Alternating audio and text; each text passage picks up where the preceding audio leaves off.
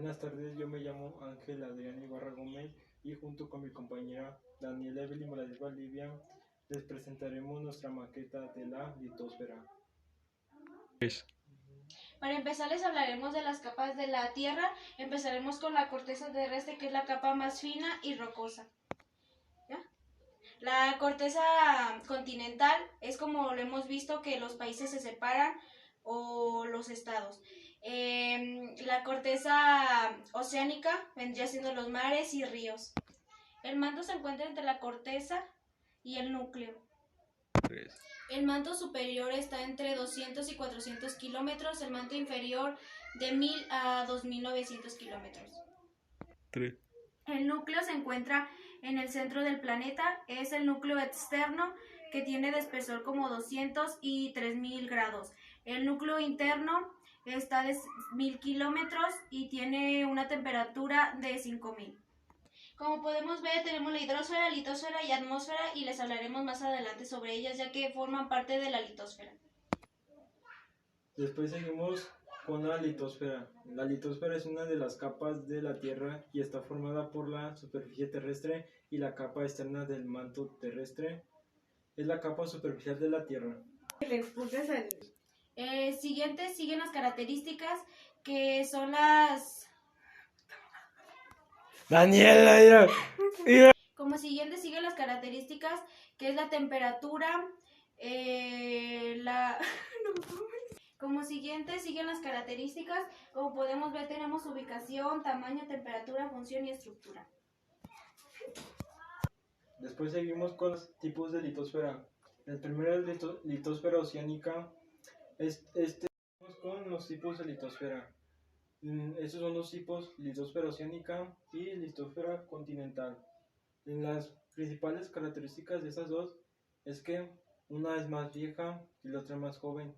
Una es más densa y la otra es menos densa, y una es más de mayor tamaño y la otra es de menor tamaño. La litosfera oceánica está creada de piedra basáltica, tiene un tamaño de 12 kilómetros aproximadamente de espesor y es la que es más joven y densa. Y la otra es la litosfera continental.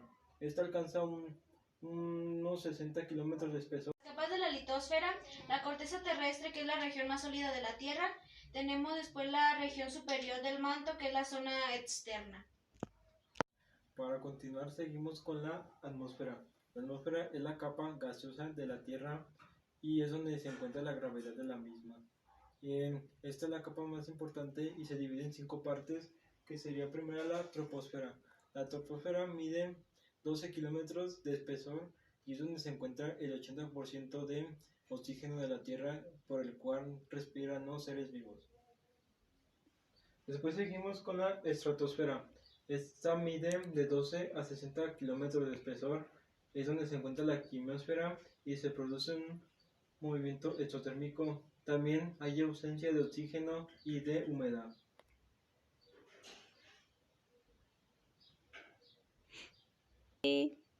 Después seguimos con la mesosfera. Esta es la capa que se encuentra en la mitad de las demás, es la que presenta mayor temperatura y su tamaño es de 50 a 80 kilómetros de espesor. Mesosfera. Esta es la capa que se encuentra en la mitad de las demás capas y es la que tiene mayor temperatura. También se encarga de proteger a la Tierra de los ataques de los meteoritos y tiene una medida de 50 a 80 kilómetros de espesor. Después seguimos con la capa de la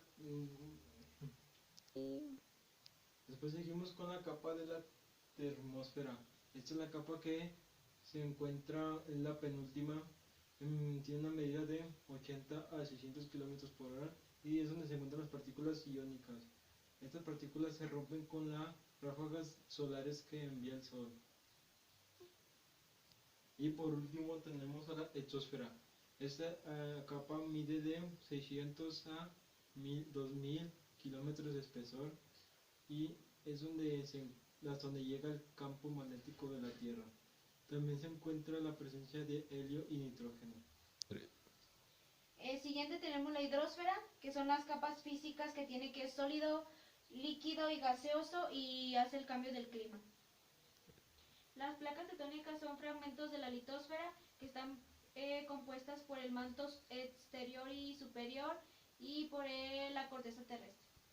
Sí. Después continuamos con los movimientos de las placas tectónicas, que son tres.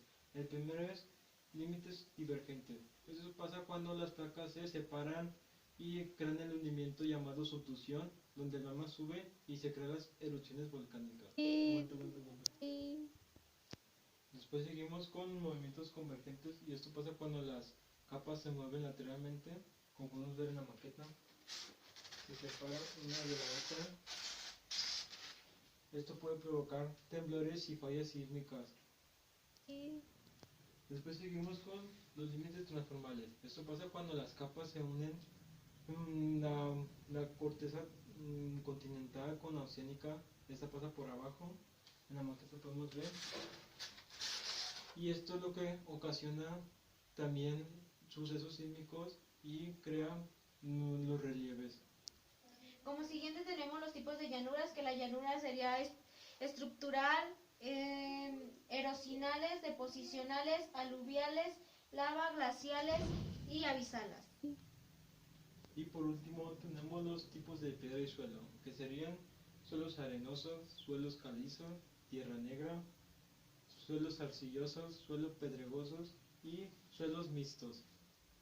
Y por último les vamos a presentar nuestra maqueta, que la hicimos basándonos en